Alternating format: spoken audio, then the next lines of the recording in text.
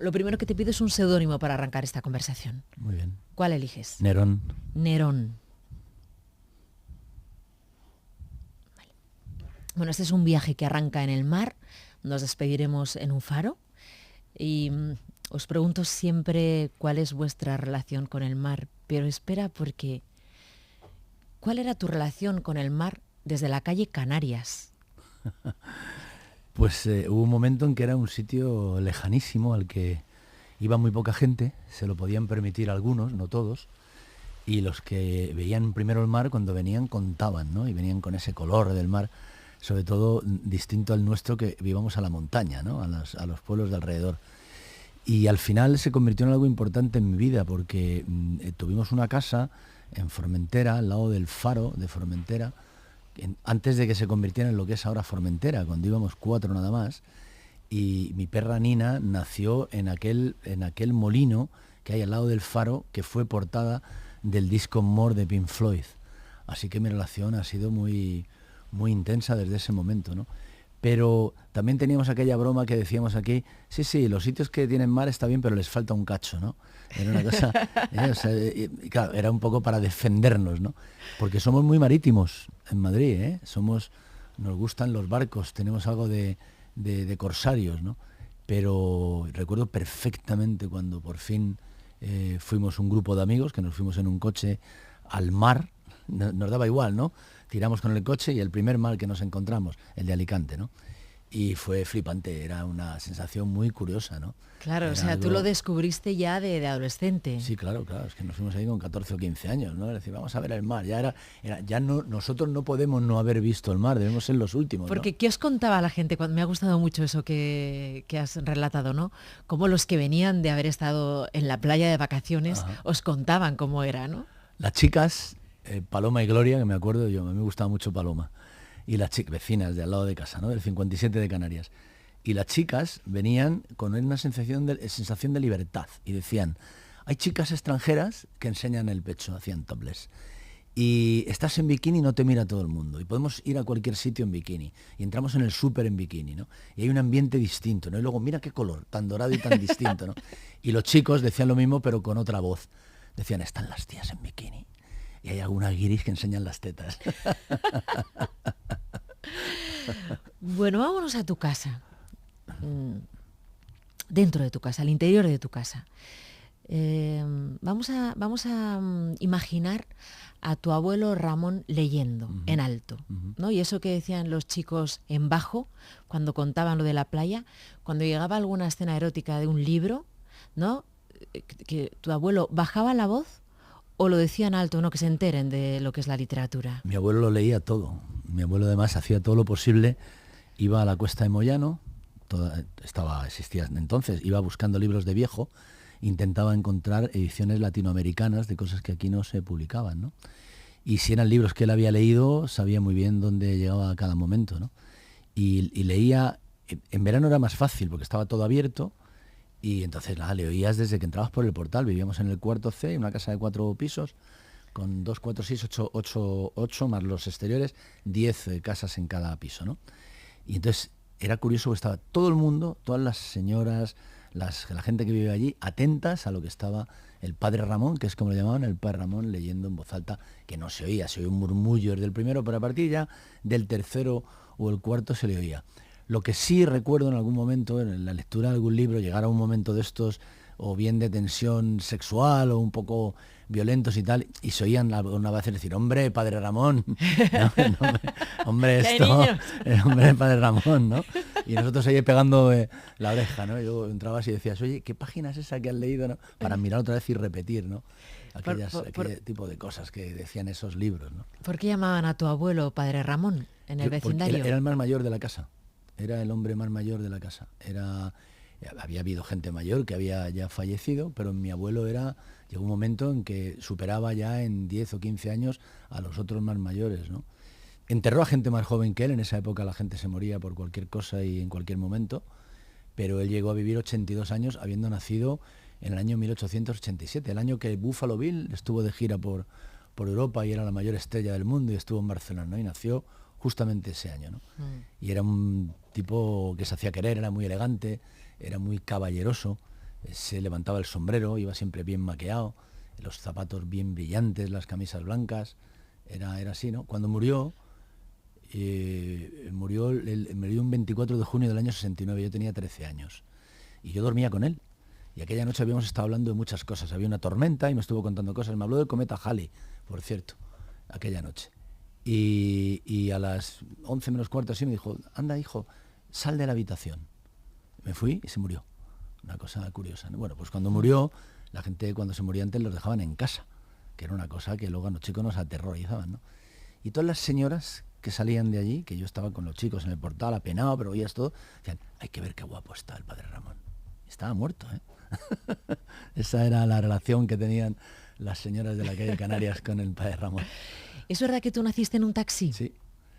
Sí, a eso de las 4 de la mañana, alrededor de las 4 de la Estaba mañana. él, ¿no? Estaba él en el taxi, iba con tu madre, tu madre biológica. Se enteró esa noche, ¿eh? O sea, de que su hija estaba embarazada. Sí, exacto, se enteró en ese momento. Ese hombre que había nacido en ese momento, que tenía 60 y pico años, ¿no? Salieron pitando de casa, eran de madrugada. En la partida de nacimiento ponen las 4 de la mañana, o sea que debía nacer a menos cuarto, una cosa así. Entonces consiguieron que un camión de reparto desde la calle Canarias hasta Alfonso XII les llevara donde ya había un poquito más de movimiento y cogieron un taxi, un 15 ligero, y pararon en lo que se llama la Puerta de la Independencia. Ahí el 25 de noviembre del 55 se pararon ahí y ese señor de pronto se encontró con una criatura, parece cómico y berlanguiano, pero era un drama. O sea, ahí lo que había era una niña de 25 años, ya no tan niña, no comparado tan niña, en aquella época sobre todo también, tal, ¿no? Avergonzada, asustada, aterrorizada, apenada, en fin, con algo que no se había ocultado, pues con los cancanes y, hombre, mi vieja, la que luego me crió, su cuñada, y la abuela, son mujeres, sabían lo que pasaba, ¿no? Los que no sabían nada era el abuelo y el hermano, mi viejo, ¿no? Era gente que fue para ellos un shock todo aquello, ¿no? Dices, yo he dicho tu madre biológica, Antonia, acabas de dar mi vieja, mi viejo, claro. Tu vieja, tu tía Engracia, claro. Tu viejo, tu tío Manolo, sí. Que son los que te criaron, los ¿no? Que mis padres, en realidad. Tus padres. ¿Por qué tu vieja no te contó nunca la receta de las chirlas? Pues mira, quizá porque yo no se lo debí pedir. Pero cuando estaba durmiéndose, además, un ejemplo, ¿no? Eso de abrir una vez los ojos, verme llorando y decir, pero ¿por qué lloras? Digo, pero ¿cómo no voy a llorar, no? Y me decía, pero tú no sabes si yo lo que quiero es cerrar los ojos e irme con vosotros a pasear contigo, con Isabel, su hija, que había muerto mi hermana unos años antes, ¿no? Bien joven, por cierto, y con el Tito. Ella, cuando se referían a ellos, el Tito y la Tita, yo les llamaba Tito y Tita, ¿no? Y cuando estaba ya prácticamente a punto de irse, yo me acerqué a él y le dije, al final me voy a quedar sin la receta de esas chirlas tan ricas que me tienes que hacer. Y abrió los ojos. Abrió los ojos y me dijo, hijo, alucinante. Alucinante. La verdad es que alguna vez has dicho que el que tu madre se fuera de casa y tú quedaras en casa de tu abuelo con tus titos, con tus viejos, a quien consideras tus padres, y ellos a ti, su hijo, ¿no? En realidad te vino bien. Bueno, fue un regalo. ¿No? Fue un regalo. Fue un regalo. Fue un regalo porque mi madre se fue cuando yo tenía 2 años y medio, un poco más. Estaba embarazada de Carlos, del siguiente hijo. Eso hubiera sido imposible en casa. O sea, el abuelo le había perdonado de alguna manera. Estaba viviendo allí, en fin, estaban más o menos en una relación muy dura, pero, y con mi vieja cuidándome, porque tenía una niña, y entonces era estupendo la parejita y tal, pero aquello hubiera sido insostenible, que hubiera dicho, estoy otra vez embarazada, ¿no? Entonces ella se fue, y a mí me hizo un favor, porque podría haberme llevado con ella, ¿no? Y habría vivido una vida muy distinta. No, analizada desde ahora, nunca se sabe, ¿no? Pero habría vivido una vida muy distinta. Todo eso hubiera sido que hubiera encontrado la relación para encontrarse con mi padre, hubieran decidido los dos y tal, eso hubiera sido otra historia, que eso ya es ciencia ficción, ¿no? Porque por un lado había un hombre que sabía que tenía un niño al que no se podía acercar porque no había podido terminar su relación con aquella chica a la que estaba profundamente enamorado, pero tenía un conflicto en su vida porque él estaba casado y tal, en fin. Y me hicieron un favor, es que yo me quedé con 2 padres, con mi abuelo y con mi viejo. Me quedé con mi vieja, con mi hermana, con mi hermano Félix viviendo en el piso de abajo, en esas 3 casas de la calle de Canarias, donde todavía paso, cada vez que bajo de la bodega Rosell o de cualquier sitio para ir a mi casa y tal, me paso y todavía me paro en rincones donde pongo la mano y digo, por mí, por todos mis compañeros y por mí el primero, porque sigue siendo la pared donde jugábamos, todos esos chicos, toda esa gente que siguen siendo mis amigos. Los libros en mi casa se nos caían encima, la cultura del abuelo, el sitio donde me llevaron a estudiar. O sea, yo, claro, hablo con mis hermanos, que son unos chicos estupendos, tal, pero tuvieron una vida mucho más dura, porque mi madre tuvo 7 hijos después, ¿no? Y fue una existencia mucho más difícil para todos ellos, en los que se incluyó incluso la no escolarización y problemas de todo tipo, ¿no? Así que me hizo un favor. Y luego fue muy divertido encontrarme con ella. ¿Cuántos años pasaron? O... Bueno, ella iba de vez en cuando, ¿no? Sí, lloraba mucho, lloraba muchísimo, y para mí era terrible. Pero lloraba tanto, para mí era Dios, que me abrazaba y me besaba y me llenaba de lágrimas y me daba ternura, pero yo sabía que mi abuelo estaba mosqueadísimo arriba, sabiendo que estaba mi madre y que iba a estar de morro todo el rato, y mi vieja, que era la tita Gracia, era siempre, mira, cariño, una persona que siempre ha intentado, la mejor mediadora. Qué bien nos vendría ahora mi vieja en algún sitio, ¿no? En el Congreso, en algún sitio, ¿no? Nos vendría de maravilla mi vieja, ¿no? Pero ya luego pierdes un poco, ya te conviertes en más joven, y un día dije, tengo que ir a ver a estos chicos, tengo que verlos. Había oído más o menos dónde vivían y tal, y me planté allí, ¿no? En la casa de ellos. Madre. Mi madre estaba trabajando y cuando volvió le abrí yo la puerta y se desmayó directamente. O sea, abrí yo la puerta y se cayó desmayada en la puerta en el rellano sí. del piso donde vivían, ¿no? Y a partir de ahí, bueno, pues sí, hablamos mucho, era una persona muy divertida, una loca increíble, un personaje realmente alucinante, ¿no? ¿Tu parte artística viene de ella? Es de ella. Es de ella. Ella, pena no ver una foto, mi madre era guapísima, era un escándalo, que es lo que le hizo tanto daño, por cierto. Es decir, esa belleza, ese ser querida, adorada, deseada. Hay fotos de mi madre saliendo por la puerta de casa y todas las cabezas de todos los vecinos asomados a verla salir, ¿no? Porque ella hizo actuaciones muy interesantes en el Casino de Sevilla, tuvo aquí algunas críticas muy buenas. Y además ella, en esa época de copla, no cantaba copla, ella cantaba habaneras, tangos, cantaba Gershwin, le gustaba todo aquello, Cole Porter, o sea, era una cosa, tenía un maestro que la entendía, entonces y cantaba de maravilla hasta pocos meses antes de morir, era la que cantaba en la residencia donde estaba, ¿no? Y yo creo que todo aquello le llenó de un orgullo que era muy difícil de mantener en un país como este, en un momento como ese, ¿no? Es decir, ¿quién podría haber sido mi madre? Ava Gardner, ¿no? Quiero decir, esa cosa de alguien que está por encima, que es completamente liberal, que era exactamente igual, pero claro, no era Ava Gardner, no se podía volver a Nueva York o a Hollywood, ¿no? Tenía que vivir aquí, sufrirlo aquí y padecerlo aquí. Yo creo que eso fue su perdición, ¿no? ¿Por qué Ramoncín se ha puesto Nerón de seudónimo en este faro? Fue el primer mote que me pusieron los amigos en el barrio. ¿Quién te iba a decir que un día estarías en un faro radiofónico? Nerón. Tenía verdadera afición por las cerillas, siempre tenía cerillas. Cuando nadie tenía cerillas, yo tenía cerillas. Era una cosa, todo el tiempo hacía fogatas, unas especies de estufas en invierno. Estábamos todo el día en la calle con latas de conservas y yo era el que tenía, me decían, Ceri, las cerillas. Y encima fuimos a ver la película aquella de Nerón. Y yo vi aquel Nerón que se había cortado el pelo así de esa manera y me corté el pelo igual. Me puse delante de un espejo, hice cha, me corté el pelo y salí con ese flequillo cortado y al Fiera, fue el Fiera, uno del barrio, el Rodas, dijo Nerón, y él todavía me llama Nerón, ¿eh? El fuego y el agua aquí. Sí, me dice Nerón, ¿qué pasa? Oye, Ramoncín, te voy a llamar Ramoncín, ¿no? Como quieras. Tú siempre has defendido el barrio, siempre. En el rato que llevamos de conversación, sí, has tocado las paredes de tu barrio, ¿no? En el documental en el que cuentas y relatas tu vida, Una vida en el filo, aparece ese chico de barrio que va al bar de siempre, con los amigos de siempre, que no solo reconocen, sino que también conocen. ¿Es tuya la frase, no sé si es tuya, la frase de uno se puede ir del barrio, pero el barrio nunca se va de ti? ¿Esa frase es tuya? Sí, es que para mí el barrio es la patria. Es decir, en medio de todo ese debate de quiero ser de un sitio, quiero ser de otro. Yo creo que es mejor ser primero local para ser universal. Cuando tú tienes ese concepto y te pones a leer la literatura, descubre que en cualquier sitio, en cualquier parte, alguien escribe un libro del Bronx y el Bronx es tu barrio. O cuando lees a Naguib Mahfouz, al premio de literatura egipcio, que me gusta muchísimo, incluso llegué a conocer, cuando habla del barrio, de su barrio, es lo mismo, solo cambian los nombres, solo cambian una parte de las costumbres, pero no nosotros. Para mí el barrio, y además, el barrio no te deja ser un imbécil. Eso es, ahí. O sea, eso es fundamental.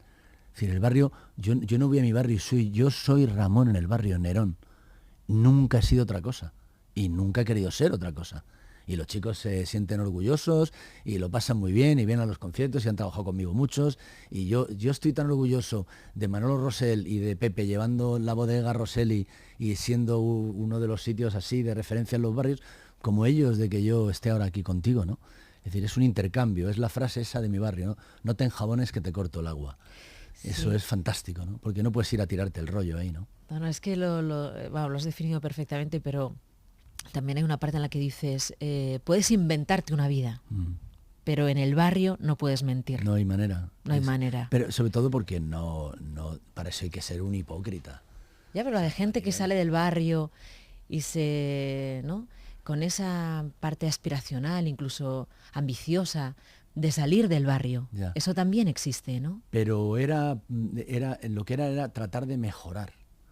Es decir, yo estoy pensando ahora mismo en toda la gente y uno ha sido ingeniero, el otro arquitecto, el otro artista, el otro ha tenido un negocio, o sea, todo aquel grupo de amigos, salvo un par de excepciones, uno porque no pudo ir más allá y alguno porque se equivocó, pero todo el mundo lo que hizo es decir, me quedo aquí porque quiero, si quiero, y si se han ido para mejorar la calidad de vida, pero desde un punto de vista de la furrielería, ¿no? Es decir, todos vuelven ahí. Hombre, he de reconocer que hay algunos que no tienen esas sensaciones, ¿no? Porque yo lo viví mucho durante mucho tiempo, me gustó seguir ahí, mantuve el contacto permanentemente con todo el mundo. De pronto hay algún día que digo, que no sabéis quién me ha llamado. Paloma, y va a venir esta noche a cenar con nosotros, o va a venir Margarita, o sea, es decir, gente que yo no he perdido el contacto y he convertido ese núcleo de personas en un grupo de gente que se junta y cuenta cosas y van desde los 75 años hasta los que tienen 50, ¿no? Ese grupo que nos hemos visto de pequeños, luego los más mayores, ¿no? Pero si yo hubiera decidido, y he vivido mucho tiempo fuera, en el centro y tal, incluso fuera de España, ¿no? Pero siempre he ido al bar. Cuando en tu época más famosa, en la más famosa, los 80, los 90, ¿vivías también en el barrio? No, vivía en la calle Montera, vivía en el centro, teníamos un ático ahí, ¿no? Y de ahí me fui no mucho más lejos, ¿no? Pero y es igual, tú sales a la calle, y si tú sales a la calle y pisas bien la calle, nadie te molesta. Esa cosa de... bueno, hay un momento en que es un agobio, es decir, cuando tú no puedes dar un paso y otro paso, ¿no? Y ahora firmas, y ahora tal. Y luego cuando ya eso parece que se ha calmado, pum, la tele, el lingo, gente más joven, claro, ¿no? Hubo una época en la que, bueno, mira... Es imposible pasar por la calle, ¿no? Yo creo que tu primera actuación en televisión fue cantando Marica de Terciopelo, sí. ¿no? Yo no sé si era un programa con Mercedes Milán. Sí, y Isabel Tenalle, 2x2. 2x2, vale. Pero te voy a poner un fragmento de un programa. No se te va a oír a ti. Vale. Vale, ponte los auriculares un momento. Claro. Vale, a ver si esta fue también una de tus primeras salidas en televisión. Hablamos de cuando la tele tenía 2 canales, claro, y te veían 20 millones de personas haciendo lo que fuera. Sí, sí. Cantar, hablar, debatir o estar en un programa como este. Una pulsera farta y yo no pude aprender idioma. ¡Qué maravilla! Entonces pongo la radio y... Parece que estamos en Inglaterra. Después queremos que nos den español. Está Lola Flores hablando de la defensa de la música en español. Lauren Postigo. Sí. Jesús Hermida estaba haciendo el programa, su turno. Su turno. Estabas tú ahí, ¿no? Tú estabas ahí. Sí. Ese fue el momento... Vamos a ver. Yo no había salido en la tele. Me habían hecho un pequeño reportaje, una cosa en la 2 y tal, y todavía no había salido más que en aquel programa del 2x2 con el rombo en el ojo, con el rombo en el ojo, Marica Terciopelo. Los abuelos pensarían, a este hay que llevarle a la hoguera, los padres y este bicho, y los hijos, yo quiero ser como este, ¿no? Con el rombo, cantando Marica Terciopelo y diciendo al acercarme al micro, le dedico esta canción a todos los que aún tenéis en la cárcel. Exacto. O sea, que eso eso la tele no lo sabía, que ibas a decir eso, ¿no? No sabían nada, era en directo y era en directo. Años 79, me parece, ¿no? ¿Cuál era? 78. Sin Constitución. O sea que en marzo. Yo pensaba que íbamos detenidos, te lo digo de verdad, digo, de aquí salgo detenido, pero bueno, no importa. Me llevaron a aquel programa. Me llamo Jesús Hermida. Pues que estamos haciendo una cosa, era una caldera. Era un estudio pequeño, lleno de gente a un lado y a otro, un calor insoportable, era una caldera, ¿no? Y nosotros estamos, en nuestro lado estaba Tena, un chico que presentaba un programa del el Gran Musical, no recuerdo el nombre, y yo. Entonces yo me pasé toda la primera parte sin abrir la boca. Viendo a Lola Flores hacer esa defensa a Lola allí de contando los sus artistas cosas, en español, ¿no? a Loren Postigo, a Conchita Márquez Piquer, y cuando termina el intermedio se me acerca Hermida. Dice, oye, ¿tienes algún problema? ¿Te encuentras mal? O sea, estaba preocupadísimo. Y dije, no, yo es que estoy escuchando a todo el mundo y cuando usted me diga, no, tú me lo dices y tal, digo, bueno, pues yo ahora me tocará hablar, ¿no? Cuando llegó mi turno, levanté la mano y entonces dije, ahora os toca Chantal el Mirlo porque voy a decir yo lo que llevo escuchándoles todo el rato y yo voy a decir lo que pienso de todo esto, ¿no? Creo que me expresé razonablemente bien. Claro, se produjo un efecto curiosísimo, porque era el rockero del rombo en el ojo, del marica, del pollo frito, de tal, pues coño, se sabe hablar, ¿no? Esa cosa que decías, oiga, lea usted Marica Terciopelo, ¿no? Lee usted el poema, los 62 versos en métrica libre y a lo mejor entiende quién soy, ¿no? Y fue tremendo porque era imposible salir a la calle. Eso te iba a decir. Era imposible, pero imposible. O sea, al final terminaba cogiendo llegué a ponerme en gafas de Groucho Marx y bigote de mentira de plástico como en Navidad, pero ni por esas, ¿no? Esa cosa. Y al final te das cuenta de que lo mejor que puedes hacer cuando tienes ese momento, por el que pasamos todos, cuando te haces famoso hay un momento en el que es una locura, ¿no? Ahora también es muy distinto, ¿no? Porque los medios son diferentes. Ahora hablan de que alguien ha tenido mucho éxito porque lo han visto 2,5 millones de personas, ¿no? Estamos hablando de 20 pues millones, de golpe, 25 millones, mundo, ¿no? sí. Todo el mundo, ¿no? Lo mejor es andar con tranquilidad, saludar a la gente, te ven normal, dejarte de ir a escondidas, de taparte. La mejor forma, yo se lo recomiendo a quienes de pronto se sientan agobiados con eso de la fama. Lo mejor, la fama es el cubo de la basura de la popularidad. Y es mucho mejor llevarlo con tranquilidad, pasear, sonreír, que la gente vea. Siempre tienes un momento de presión, pero se pasa. Pero tú, Ramoncín, has sido un artista, que ha acompañado varias generaciones, pero también bastante polémico. También has tenido tus polémicas, sí. También has tenido tu parte en la que parecía que tenías que hacer un agujero y meter la cabeza, ¿no? Estoy pensando algunas bronquetas con los periodistas cuando te perseguían, intentabas proteger tu vida privada, aquello de las GAE, cuando intentaron, eso fue lo peor, ¿no? Os acusaron, eso sí, lo peor y luego os absolvieron. Claro, esto es muy importante, lo peor que yo he pasado muy, en mi vida. Muy importante reconocerlo, porque os acusaron de llevaros pasta, ¿no? A unos cuantos directivos de las GAE, y luego os absolvieron, vale. Cuando se da la noticia de la acusación, ocupa todos los informativos, todas las portadas, todos los periódicos. Cuando sale la absolución... Es una nota a pie de página. Es una nota a pie de página. Bueno, hubo un procedimiento grande, el caso Saga que se llamaba, y de ahí salió una pieza separada. El fiscal, se puede decir tranquilamente, no sabía muy bien qué hacer ni qué es lo que tenía entre manos, como se ha demostrado al final, y debió pensar, bueno, vamos a cazar un elefante, ¿no? Si este es el que habla, el que saca la cara y tal, pues bueno, no se le ocurre nada más que acusarme a mí de haberme llevado 47.000 euros. No tengo yo nadie que me preste a mí 47.000 euros si los tuviera que necesitar, ¿no? Bueno, pues eso lo que hizo fue... Yo hice una cosa. Me acusaron y el día en que me llegó la acusación estaba en Barcelona. Me volví, era Navidad y me fui a la calle. Me fui a la calle. Porque en ese momento, si dices, me quedo en casa, empiezas a comerte la cabeza y dije, me fui a la calle. Salí a la calle, tranquilamente, hice la vida normal, saludaba a la gente, hice exactamente lo mismo. Supongo que en algún caso alguien se comportaría hipócritamente, no diciendo nada, pero no tuve ni un solo nadie. Una vez uno dijo, devolver la pasta, un grito de lejos. Yeah. De lejos, ¿no? Jamás nadie me dijo por la calle nada que a mí me provocara estar mal, ir a por alguien, decirle a alguien, pues yo no tengo el carácter que tengo, ¿no? Es decir, que si alguien me insulta, pues me lo va a tener que decir a la cara, ¿no? Y otra cosa es cuando te metes en la cama, ¿eh? Sobre todo cuando empieza el juicio. Sufrías. Cuando empieza el juicio y tú te metes en ese juicio, y mi vieja vivía, y mi madre vivía, y mi hermano vivía, y mis hijos, y todo el mundo te dice, bueno, es que no pasa nada, y tu abogada te está diciendo, no, vamos, olvídate, es que esto es imposible, ¿no? Y se produce el juicio, ¿no? Y llega ese primer día de juicio. Cuando termina el primer día, te dicen, es que esto es una vergüenza. En fin, todo el mundo te dice que no pasa nada, que es como cuando te vas a operar. Yeah. Tú te vas a operar y te tumban allí y te dicen, luego te veo en la habitación, y tú eres el que bajas al quirófano, te ponen el chute ese y te duermes. Yo me he operado una vez, un par de veces, y te quedas que no sabes si vas a volver a despertar, ¿no? Por lo tanto, eso lo vives tú solo, pero de todo eso, lo que yo jamás perdonaré fue que cuando se produjo, tardaron muy poco, por cierto, un tribunal de la Audiencia Nacional, o sea, no, 3 magistrados dieron la libre absolución diciendo que no había absolutamente nada, ni había pasado nada, y entonces nos llaman y nos dan esta noticia el día 13 o 15 de enero. Habíamos pasado esa Navidad, esa que fue la penúltima de mi vieja, o sea, esa Navidad con todo el mundo feliz y tú tragando quina. Bueno, vamos allí, recogemos la absolución, y cuando lo leo, el tribunal se había molestado en hacer ese auto el día 27 de diciembre. Y no te lo dijeron. Y el señor, ese individuo decidió guardar eso y no hacerlo público hasta pasar las Navidades. Eso es lo que a mí me hace pensar que hay una parte de la justicia que es miserable, porque ese tipo fue un miserable. Luego ha continuado con otros y ha tenido que absolver después a otro compañero, y luego a toda la cúpula han salido absueltos hace 2 meses.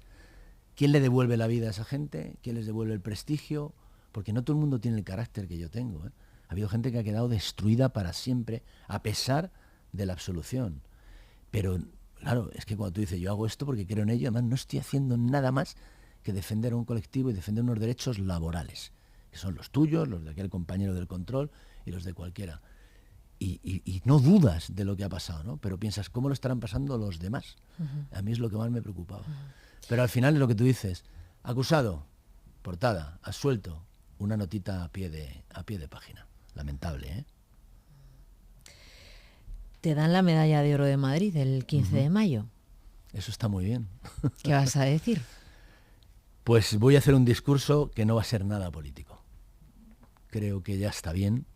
Basta, por favor, los políticos que se remanguen y se pongan a trabajar, especialmente en esta ciudad, en toda España, pero en esta ciudad igual.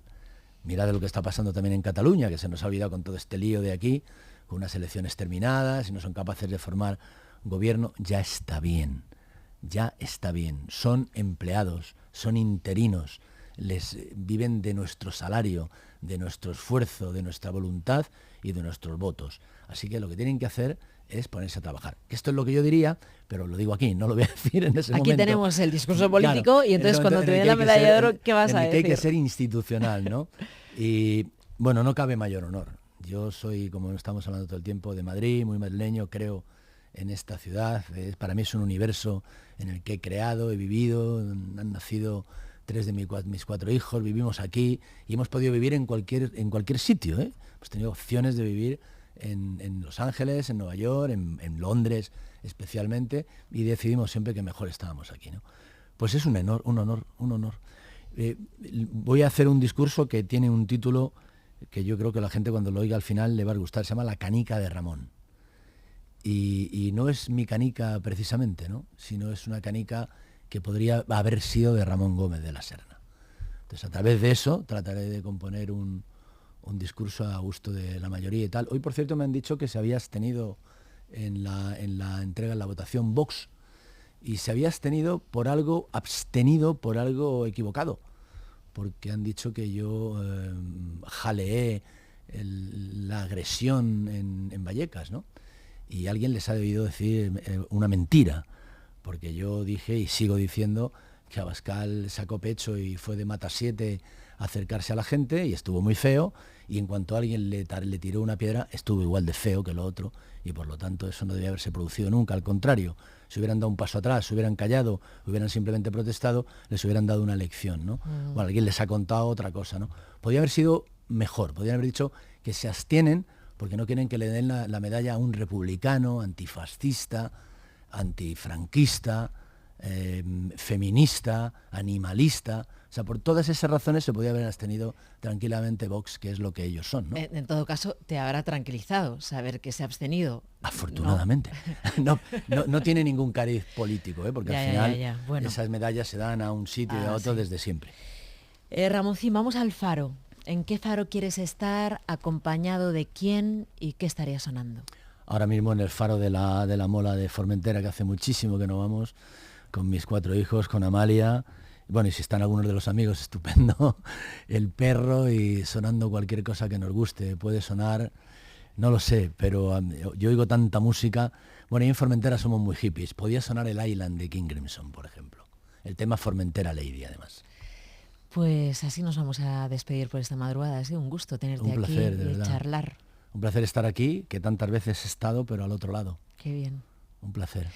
¿Sabes que me he quedado con ganas de preguntarte por tu María Moliner? Por el Tocho Cheli, claro. el María Moliner de la jerga. Sí, ahí está. ¿Qué palabra pondríamos así de tu diccionario a una noche de sin luna, donde estáis ahí toda la gente que te quiere? En jerga. En jerga, en jerga. Sí. ¿Sería una noche? Ese es el peor examen que le pueden hacer a uno. Ya, es que es difícil, se me acaba de ocurrir. Es dificilísimo. No lo sé, de verdad. Chachi, ¿no? Es más fácil, pero sería una noche de lo más chachi. Fetén. Fetén. Una noche fetén. Sí. Gracias, Ramón. A ti, querida. Muchísimas gracias. Un placer. Buenas noches.